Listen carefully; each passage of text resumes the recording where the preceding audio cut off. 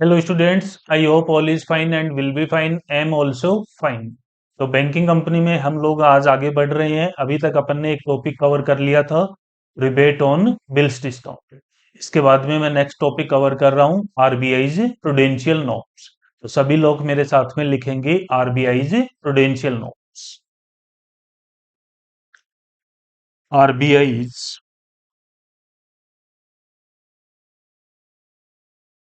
Prudential norms.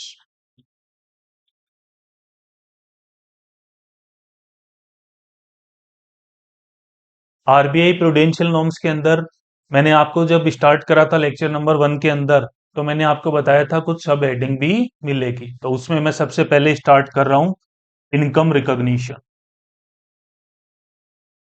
Income recognition.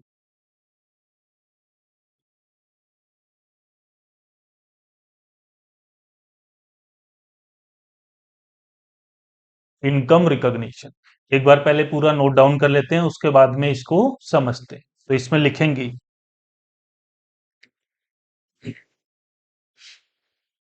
Reserve bank of India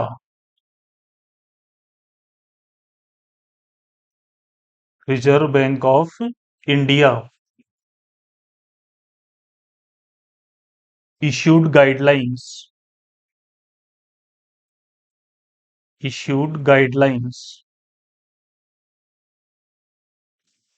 on income recognition.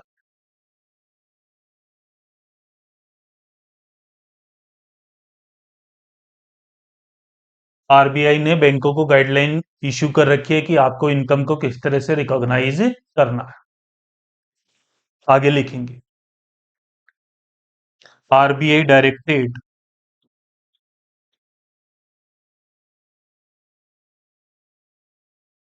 RBI directed interest on interest on non performing asset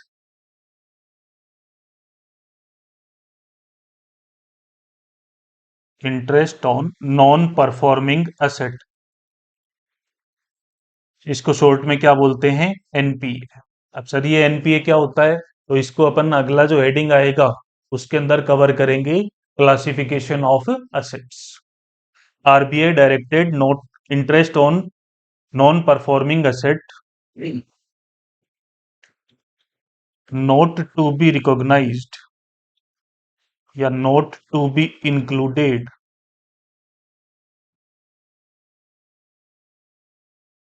not to be included in the income unless it is actually received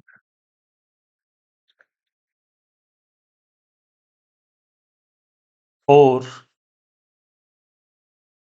on cash basis।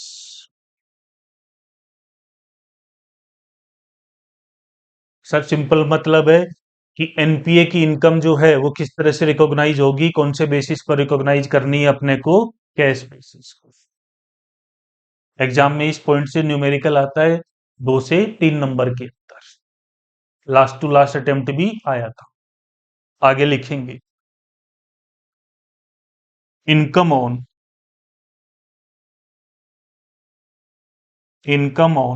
Performing asset income on performing assets. Performing assets का ही दूसरा नाम क्या होता है, standard assets. अब ये standard asset क्या होती है, नॉन परफॉर्मिंग एसेट या एनपीए क्या होता है, तो ये अपन आगे वाली हेडिंग में इसको कवर करेंगे। Income on performing asset is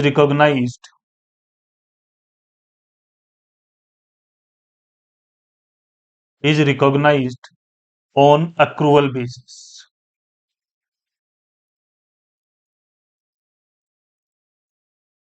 on accrual basis. तो यहां पर मैंने आपको क्या बताया कि नॉन परफॉर्मिंग एसेट की इनकम जो है वो कौन से बेसिस पर रिकॉग्नाइज होती है, कैश बेसिस के ऊपर रिकॉग्नाइज होती है। एंड जो परफॉर्मिंग असेट होती है उसकी इनकम कौन से बेसिस पर रिकॉग्नाइज होती है? अक्रूवल बेसिस पर रिकॉग्नाइज होती है। यहां तक क्लियर है सबको? तो यहाँ पर इस हेडिंग में बस इतना ही है। इनकम रिकॉग्निशन में आपको दो बातें ध्यान रखनी है कि परफॉर्मिंग एसेट की इनकम किस तरह रिकॉग्नाइज करेंगे एंड नॉन परफॉर्मिंग एसेट की इनकम को किस तरह रिकॉग्नाइज करेंगे। अब नेक्स्ट हेडिंग लिखेंगी classification of assets. Classification of assets.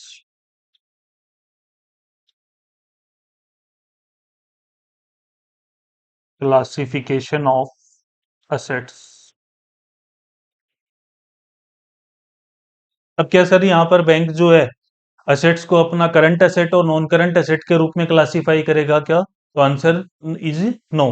हम उसकी बात नहीं कर रहे हैं। हम किसकी बात कर रहे हैं कि बैंक जो कस्टमर को लोन प्रोवाइड करता है उनको वो किस रूप में ट्रीट करेगा। ठीक है, जिसको अभी अपन ने ऊपर वाले में नाम समझा था, क्या था? परफॉर्मिंग एसेट और नॉन परफॉर्मिंग एसेट। अब अपन डिटेल में डिस्कशन करेंगे कि बैंक की जो असेट्स है वो उनको किस तरह से क्लासिफाई करता है। तो यहां पर लिखेंगे आप क्लासिफिकेशन ऑफ असेट्स। इसमें लिखेंगे bank have to classify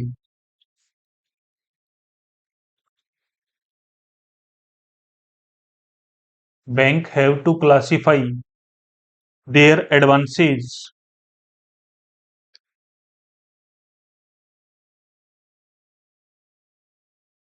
their advances in following categories.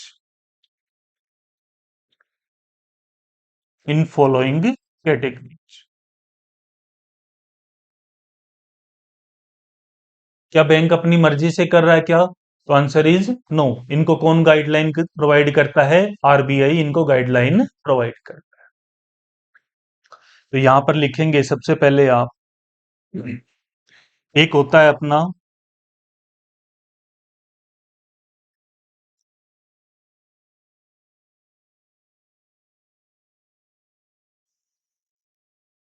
Performing asset. Performing asset. और परफॉर्मिंग एसेट का ही मैंने आपको दूसरा नाम क्या बताया था? Standard asset. Standard asset. And दूसरा कौन सा होता है? Non performing asset. Non performing asset,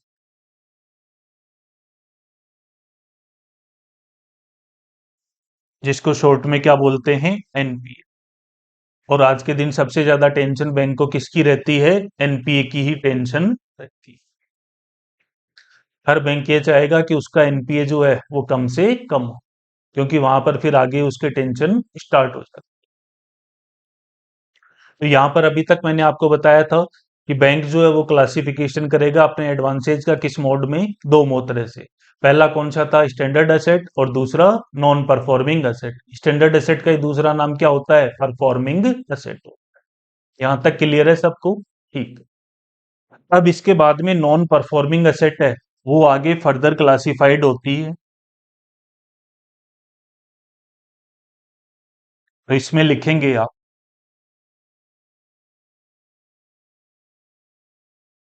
सब स्टैंडर्ड एसेट।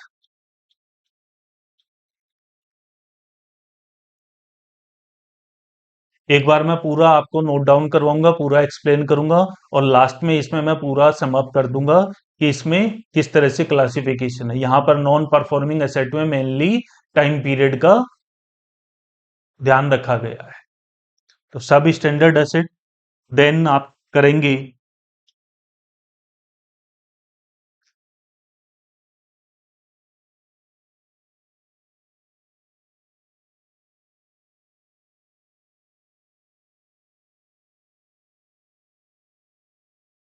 इसके बाद में लिखेंगे doubtful assets. Doubtful assets. And last में लिखेंगे लॉस एसेट्स।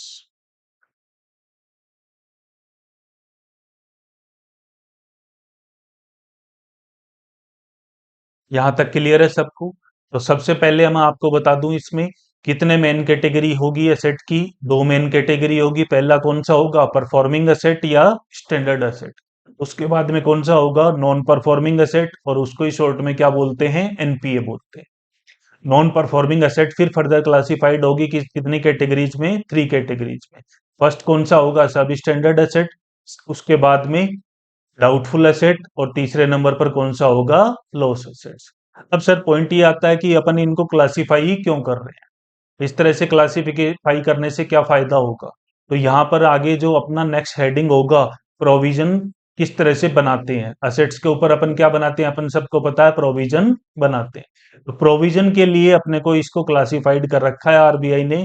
अब सिंपल सा पॉइंट है कि जितनी ज्यादा रिस्क होगी उतना ही उसके एसेट के ऊपर क्या बनाते हैं? अपन प्रोविजन ज्यादा बनाते हैं। यहां तक क्लियर है सबको? ठीक है। अब मैं इसमें एक एक को डिटेल में डिस्कस कर रहा हूं कि परफॉर्मिंग एसेट बनाने का क्या क्राइटेरिया है, नॉन परफॉर्मिंग का क्या क्राइटेरिया है, किस तरह से सब स्टैंडर्ड एसेट बनेगा, किस तरह डाउटफुल है, एंड सो ऑन। तो आप सबसे पहले लिखेंगे परफॉर्मिंग एसेट और standard asset.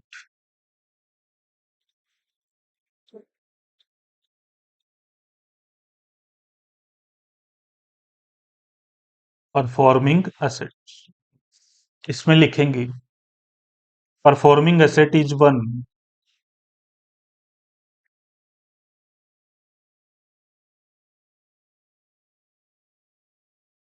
Performing asset is one which does not include which does not include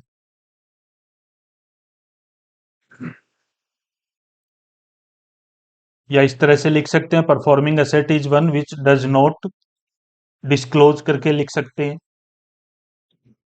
which does not disclose any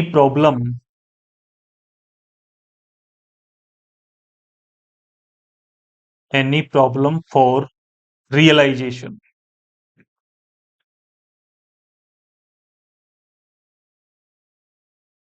performing asset is one which does not disclose any problem for realisation and which does not include and which does not carry more than normal risk।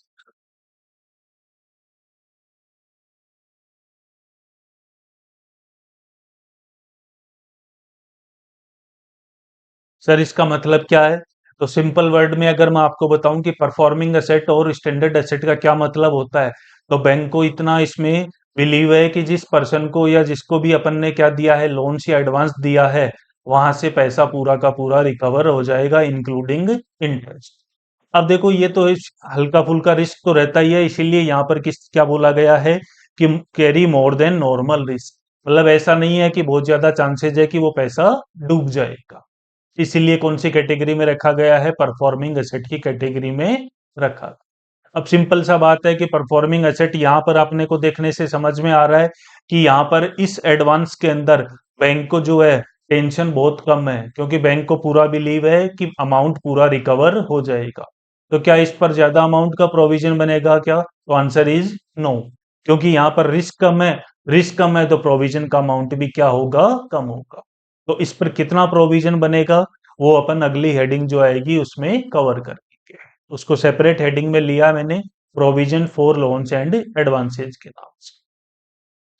अब मैंने आपको last lecture में भी बताया था कि bank के point से सोचना है हमेशा अपने को। तो बैंक ने आज सपोज करो कि मेरे को अगर लोन दिया, तो मेरे लिए तो क्या बनेगा? वो लाइबिलिटी बनेगा, बट बैंक की अकाउंटिंग कर रहे हैं तो बैंक के लिए क्या है? वो असेट है।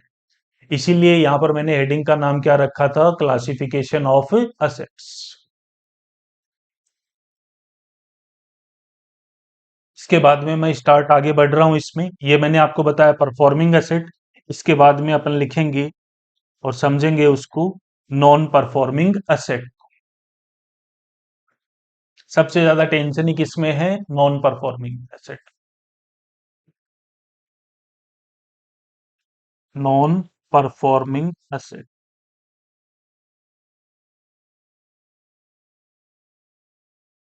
ब्रैकेट में लिखेंगे NP.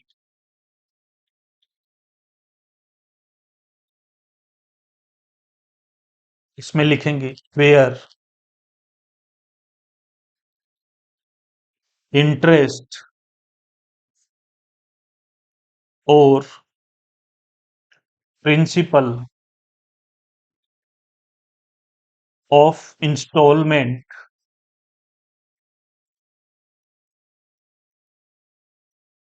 where interest or principal of installment remains overdue overdue for a period of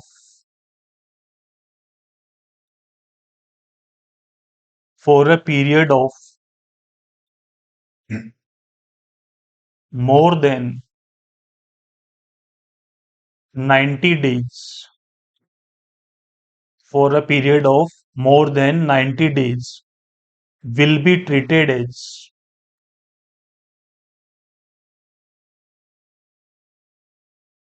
will be treated as NPA.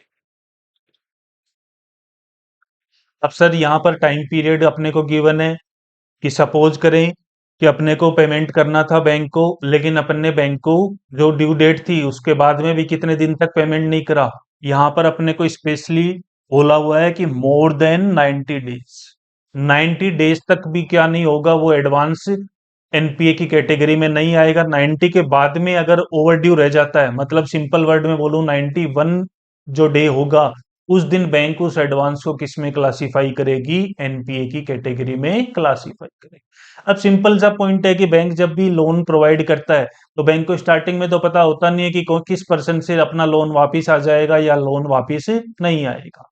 तो स्टार्टिंग में कुछ भी नहीं पता होता है, जिस दिन ड्यू हुआ उसके बाद में भी बैंक कितने टाइम तक और वेट करता है, 90 डेज तक वेट करता है। 90 डेज तक भी नहीं आया रिटर्न अमाउंट, तो उसके बाद में क्या होगा, 91st जो डे होगा उस दिन बैंक उसको किस मोड में ले जाएगा, मतलब कौन सी एसेट के रूप में क्लासिफाई करेगा, एनपीए की कैटेगरी में क्लासिफाई करेगा।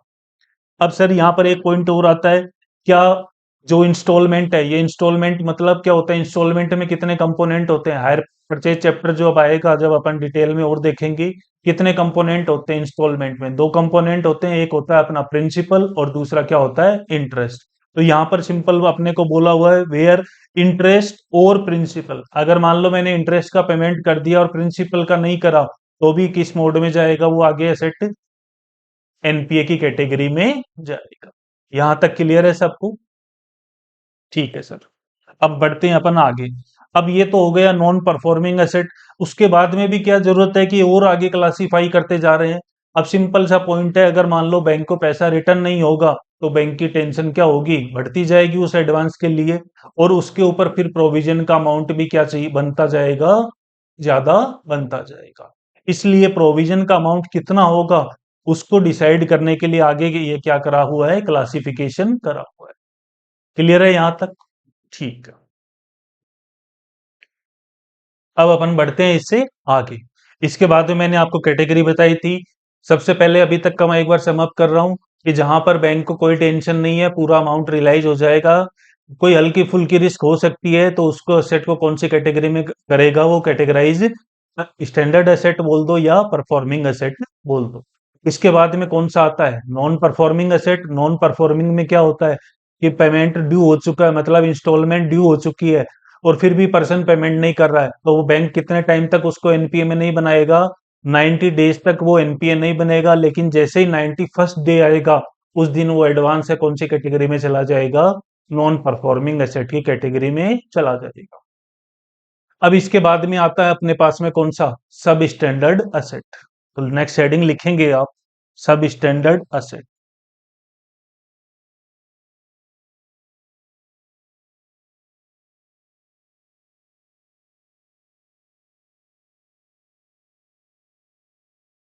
सब standard asset,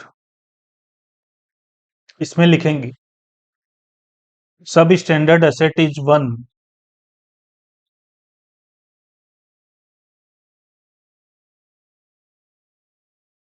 Substandard asset is one which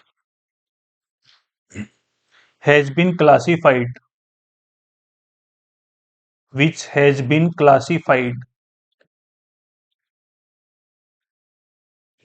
as NPA for a period for a period not exceeding not exceeding 12 months.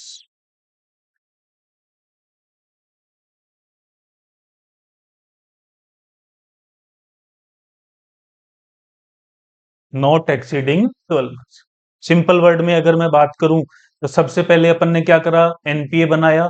NPA बनाने के बाद में भी बैंक को उसका लोन का अमाउंट वापस नहीं मिल रहा है, तो बैंक क्या करेगा, उसका मकान वापस से चेंज कर देगा, नए मकान में शिफ्ट कर दिया। अब उसकी कैटेगरी कौन सी रख दी उसने, सब स्टैंडर्ड असेट के अंदर उसको ट्रांसफर कर दिया। क्लियर है यहां तक। लेकिन सब स्टैंडर्ड एसेट के मकान में भी कितने दिन तक रह सकता है वो एडवांस, वहां पर भी मैक्सिमम कितने टाइम तक रह सकता है वो 12 महीने तक रह सकता है। तो सिंपल सबसे पहले बैंक ने क्या बनाया, एनपीए बनाया। एनपीए बनने में कितना टाइम लगता है, 90 से ज्यादा दिन। 90 से ज्यादा दिन मतलब कौन सा डे होगा, 91st डे। उसके बाद में भी बैंक को अमाउंट वापस नहीं मिल रहा है, तो वो बैंक कितने टाइम तक और वेट करेगा, उसको 12 महीने तक रहा, तब तक वो कौन सी कैटेगरी में रहेगा, सब स्टैंडर्ड असेट। अब उसके बाद में भी बैंक को पेमेंट नहीं मिल रहा है, तो फिर से उसका मकान चेंज कर दिया जाएगा, नए बढ़िया रेनोवेट मकान में उसको ट्रांसफर करेगा उस एडवांस को। तो आगे लिखेंगे, सब स्टैंडर्ड के बाद में नेक्स्ट कैटेगरी कौन सी आएगी, डाउटफुल असेट्स।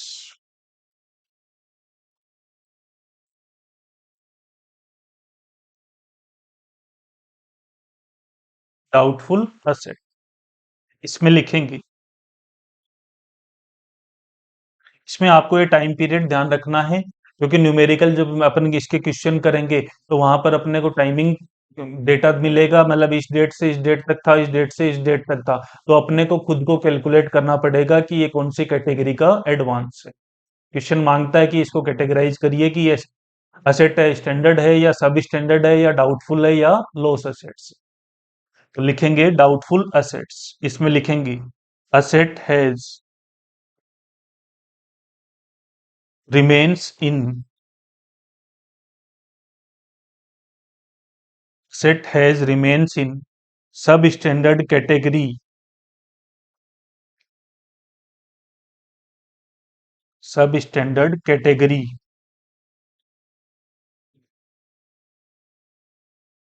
for 12 months। अब साफ सिंपल सा पॉइंट बोल रहा है, ये पॉइंट क्या बोल रहा है कि अगर आपने सब स्टैंडर्ड असेट्स के अंदर 12 महीने रहे, तो उसके बाद में आप उस मकान में नहीं रह सकते। तो उस मकान का मतलब क्या है, उस कैटेगरी में नहीं रह सकते, आपको फिर उसका चेंज कर दिया जाएगा और कौन सी कैटेगरी में आ जाएगा, फिर वो डाउटफुल असेट की कैटेगरी में आ जाएगा। मतलब आपने, सिंपल वर्ड में अगर मैं बोलूं, सबसे पहले क्या बनेगा, एनपीए बनेगा। एनपीए बनने के बाद में कौन सी कैटेगरी में जाएगा, सब स्टैंडर्ड कैटेगरी में। सब स्टैंडर्ड में मैक्सिमम टाइम पीरियड आप कितना रह सकते हो, 12 महीने तक रह सकते हो। 12 महीने बाद में फिर से मकान चेंज हो जाएगा और वो कौन सी कैटेगरी में ट्रांसफर हो जाएगा, सब डाउटफुल असेट की कैटेगरी में ट्रांसफर हो जाएगा। अब पॉइंट ये आता है कि डाउटफुल एसेट का भी कोई क्राइटेरिया है क्या, कि इसमें अपन कितने टाइम तक रह सकते हैं। अपन मतलब बैंक है वो इस एडवांस को कितने टाइम तक रख सकता है, तो यहाँ पर ऐसा कोई टाइम लिमिट नहीं दे रखी है। जब तक बैंक को लगता है तब तक वो इस कैटेगरी में रख सकता है। इसके बाद में नेक्स्ट जो आता है वो अपना कौन सा आता है, लॉस असेट्स। नाम से ही समझ में आ रहा है, लॉस असेट्स मतलब बैंक का क्या हो गया है, पूरा पैसा डूब चुका है। तो लिखेंगे loss assets,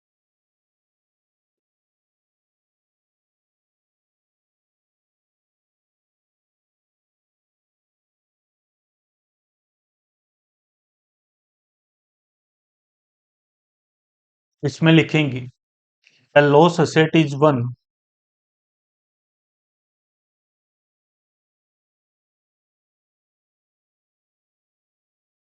a loss asset is one where loss has been identified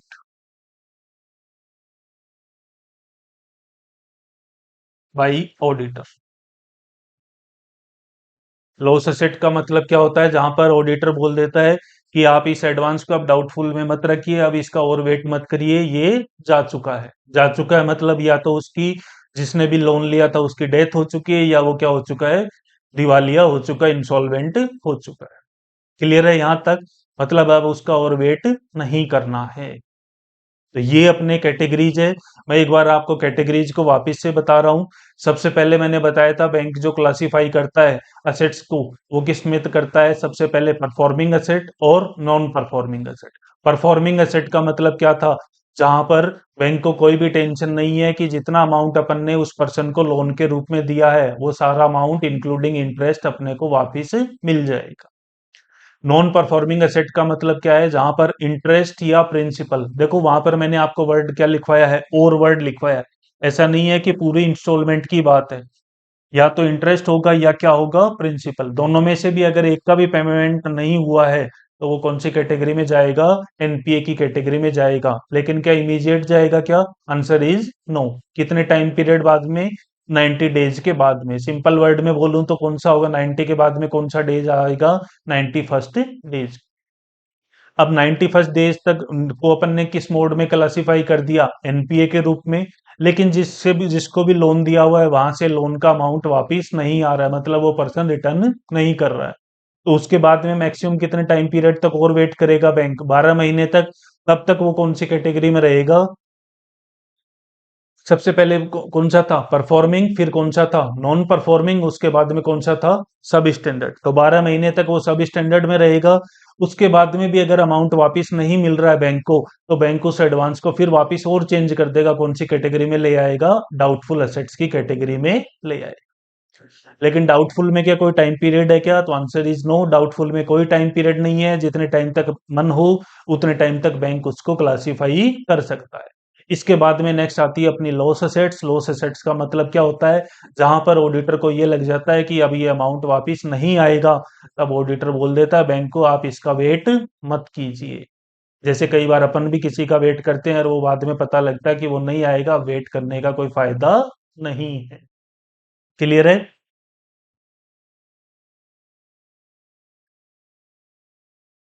यहां तक सर अपन ने कर लिया। पहला पॉइंट क्या करा था, इनकम रिकॉग्निशन, और दूसरा पॉइंट क्या करा था अपन ने, classification of assets.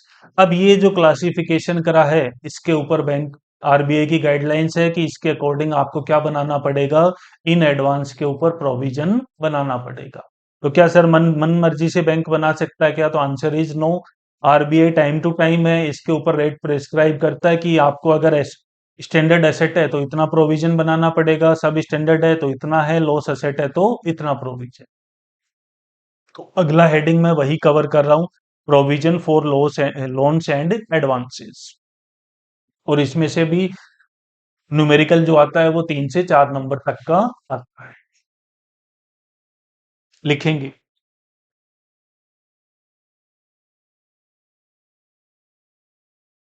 Provision for loans and advances.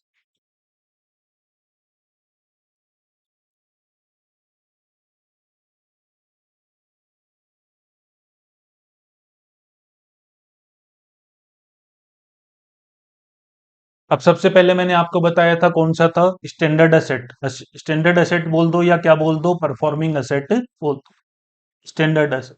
अब सर पॉइंट आता है कि स्टैंडर्ड एसेट पर प्रोविजन बनेगा क्या, इसके लिए क्यों प्रोविजन बना रहे हैं, इसमें तो कोई टेंशन ही नहीं है। इसमें तो ये रहता है कि हमेशा बैंक को पूरा पैसा अमाउंट रिकवर हो जाता है। फिर भी आरबीआई बोलता है कि आपको एक हल्का से अमाउंट का प्रोविजन बनाना ही पड़ेगा। हल्के से अमाउंट का मतलब यहाँ पर अपन परसेंटेज की बात कर रहे हैं, तो सबसे लो परसेंटेज जो है वो किसके लिए प्रेस्क्राइब्ड है, स्टैंडर्ड एसेट के लिए प्रेस्क्राइब। तो लिखेंगे स्टैंडर्ड एसेट।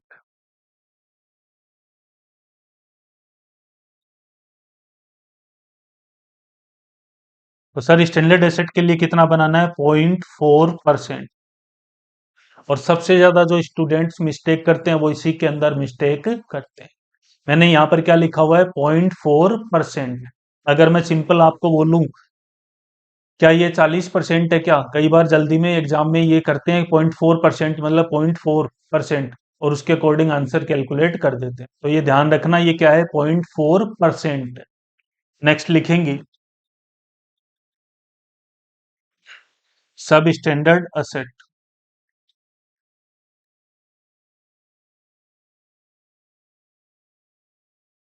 सब स्टैंडर्ड असेट, सब स्टैंडर्ड में भी अपने को दो कैटेगरी दे रखी है, तो मैं बाइफरकेट कर रहा हूं। सबसे पहला क्या है, अगर वो सब स्टैंडर्ड एसेट जो है सिक्योर्ड है, अगर सिक्योर्ड होगा तो उस केस में प्रोविजन कितना मेंटेन करना पड़ेगा अपने को, 15% मेंटेन करना। और अगर वो अनसिक्योर्ड है तो उस केस में कितना मेंटेन करने पड़ेगा अपने को, अनसिक्योर्ड है तो अपने को पता है कि वहां पर रिस्क थोड़ी ज्यादा हो गई है, तो प्रोविजन का परसेंटेज भी क्या हो गया है, ज्यादा हो। तो यहाँ पर 15 है सिक्योर्ड में, तो अनसिक्योर्ड में कितना रहेगा अपना, 25%। यहां तक क्लियर सबको। स्टैंडर्ड एसेट का मैं फिर बोल रहा हूं, ये क्या है, 0.4%। सबसे ज्यादा मिस्टेक जो होती है वो इसी में होती है, बाकी तो आपको परसेंटेज लर्न करनी पड़ेगी। अब इसको क्यों क्यों करनी पड़ेगी सर, इतना ही क्यों फिक्स करा हुआ है, तो इसका तो गाइडलाइंस है किसकी, आरबीआई की, तो उसी को अपने को फॉलो करना पड़ेगी। इसके बाद में लिखेंगे next,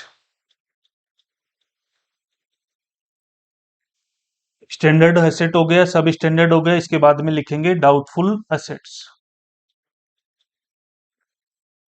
doubtful assets, doubtful assets है, इसमें भी मैं अभी यहां पर जो कवर कर रहा हूं वो कौन सा पोर्शन कवर कर रहा हूं, सिक्योर्ड। अब इसमें अपने को टाइम पीरियड दे रखा है कि अगर इतने टाइम से डाउटफुल कैटेगरी में तो इतना प्रोविजन मेंटेन करना है, अगर इतने टाइम पीरियड से इतने टाइम पीरियड तक हो गया है तो आपको इतना प्रोविजन बनाना पड़ेगा। मतलब सिंपल है कि जैसे जैसे टाइम पीरियड यहाँ पर डाउटफुल एसेट में बढ़ता जाएगा प्रोविजन का परसेंटेज भी बढ़ता जाएगा। अब वो कितना प्रेस्क्राइब करा हुआ आरबीआई ने वो अपन नोट डाउन कर रहे हैं, up to 1 year. Up to 1 year मतलब कि डाउटफुल एसेट जो है उस कैटेगरी में आए हुए अभी तक अपने को कितना टाइम पीरियड हुआ है, ओनली अप टू 1 लिखा मैंने, मतलब कि 1 to 1 ईयर तक हुआ है, 1 मंथ to 1 ईयर तक हुआ है, तो कितना परसेंटेज प्रोविजन होगा यहाँ पर, 25%। सेकंड कैटेगरी जो प्रेस्क्राइब्ड है वो कितना है, मोर देन 1, 1 साल से तो मेरे को सर ज्यादा हो चुका है यहाँ पर, more than 1 year, but up to 3 year. 1 साल से ज्यादा लेकिन कितने साल तक, 3 साल तक है, तो यहाँ पर कितना परसेंटेज मेंटेन करना पड़ेगा, 40% मेंटेन करना पड़ेगा। एंड थर्ड लिखेंगे मोर देन 3 ईयर्स, 3 साल से ज्यादा हो चुका है, अभी तक ये कौन सी कैटेगरी में है, डाउटफुल एसेट्स की कैटेगरी में ही है, तो यहाँ पर कितना मेंटेन करना पड़ेगा, 100%। मतलब जितना लोन है उसी के इक्वल अमाउंट का आपको क्या बनाना पड़ेगा, प्रोविजन बनाना पड़ेगा। क्योंकि यहाँ पर अब रिस्क क्या हो चुकी है, बहुत ज्यादा रिस्क हो चुकी है, कोई मतलब बैंक को ये फील आ रही है कि अब ये पैसा नहीं वापिस आएगा। तो यहाँ तक क्लियर है। अब इसके बाद में मैं लिख रहा हूं डाउटफुल असेट्स, ये मैंने कौन सा पोर्शन लिया था, सिक्योर्ड पोर्शन, मतलब किसी एसेट से वो सिक्योर्ड है। दूसरा कौन सा आएगा, doubtful assets unsecured. Doubtful assets unsecured मतलब कोई सिक्योरिटी नहीं है, तो यहाँ पर सिंपल सिंपल बोला हुआ है अपने को कितना परसेंट मेंटेन करना पड़ेगा, 100% मेंटेन करना पड़ेगा। कोई टाइम पीरियड का ध्यान नहीं रखना है, अगर डाउटफुल कैटेगरी में एडवांस को क्लासिफाई कर दिया है तो वहां पर आपको ये चेक करना नहीं है क्योंकि कितना टाइम हुआ है, अगर अनसिक्योर्ड है तो कितना रहेगा, 100% होगा। इसके बाद में नेक्स्ट लिखेंगे लॉस असेट्स।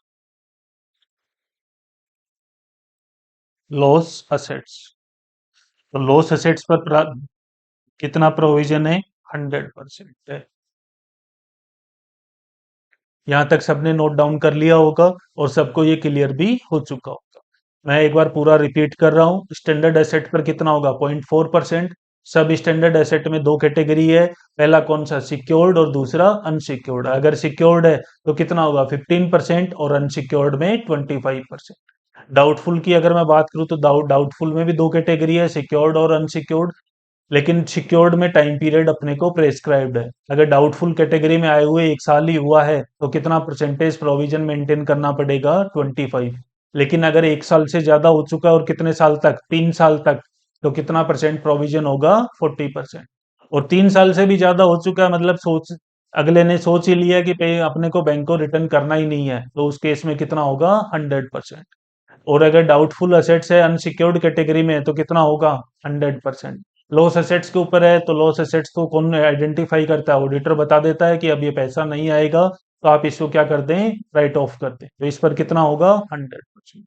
अब सर एक पॉइंट आता है जो कि मैं एग्जाम पॉइंट से बात कर रहा हूँ, कि कई बार एग्जाम में क्वेश्चन जो आता है उसमें लिखा हुआ नहीं आता है कि इसको सिक्योर्ड एडवांस है या अनसिक्योर्ड है, तो वो अपने को क्या अज्यूम करना है। तो उसके लिए मैं एक नीचे नोट लिखवा रहा हूँ, सभी लोग लिखेंगे और इसी एजम्पशन को आपको फॉलो करना है।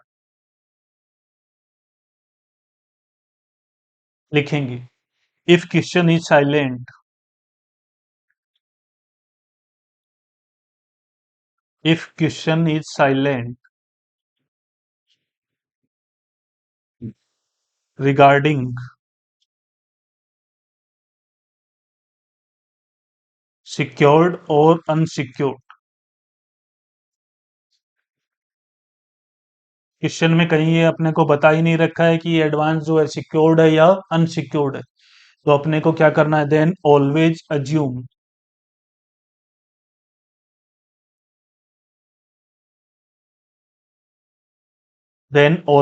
Assume advance as secured, as secure.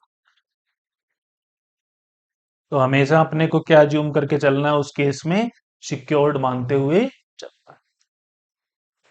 ये अभी मैंने आपको पूरे तीनों टॉपिक के पूरा कंप्लीट बता दिया है।